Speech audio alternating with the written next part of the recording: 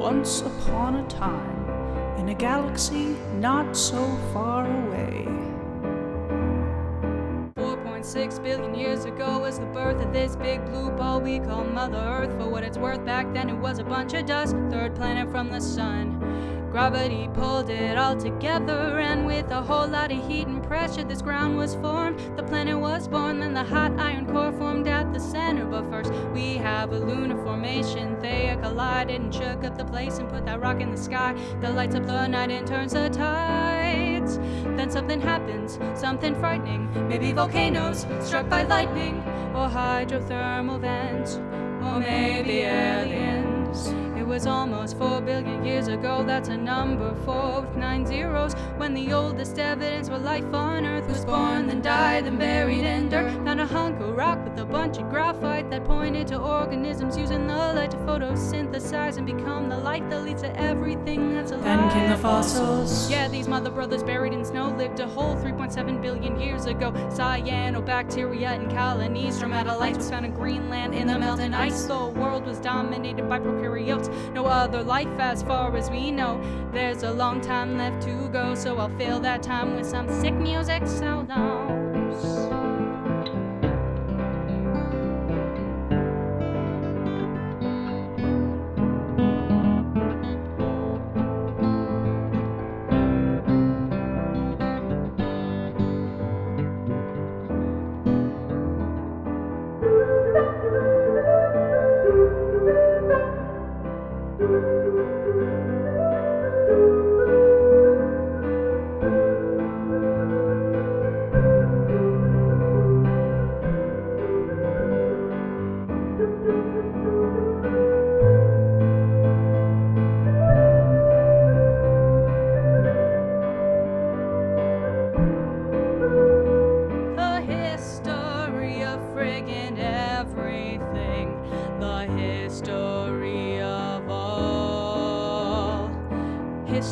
History, I love history, I love dinosaurs and mystery, but mostly history.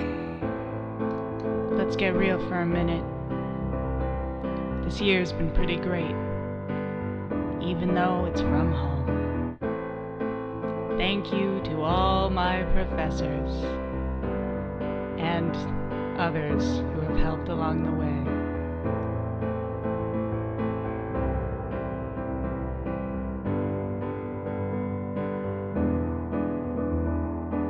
Okay, we're back with some new evolution. A rise in oxygen, yeah, here's a solution. Bacteria can breathe that now. Say what? Did you hear Earth came out with this new line of bacteria? It's called aerobic and it's super freaking rocks. It's changing atmosphere, well, it's got that on lock. It uses this new thing called aerobic respiration, a fun new fad that's a sweeping the nation. Just prokaryotes on a ball of fun, breathing CO2 and oxygen.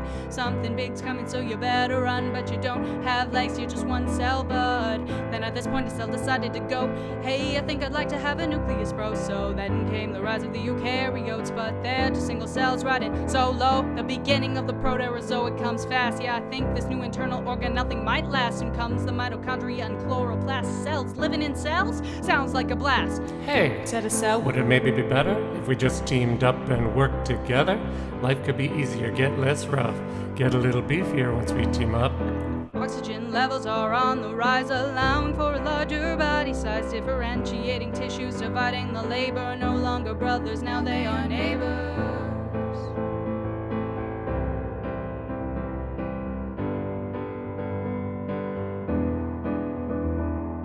There were no pineapples under the sea, but sponges, the first animals, still came to be. Life's about to explode, but first we began a period called the Ediacaran. Boom! We have the Cambrian explosion. Just to be clear, no actual explosion. Climate change in the Ordovician. Here comes our first Mass extinction. Ozone layer comes with the Devonian. Vertebrates and insects, tetrapods, amphibians. Now is the rise of the age of the fishes. Giant swamp forests in the Carboniferous. Vascular plants, yeah, they expand. And we see the origins of seed plants. First amniotics adapted to land. Ushers in the Permian, the great dying. Many died, but then the dinos came alive. The first mammal and a mass extinction. And flowers, then another mass extinction of the dinosaurs and ammonites. Adaptive radiation in the first hominins.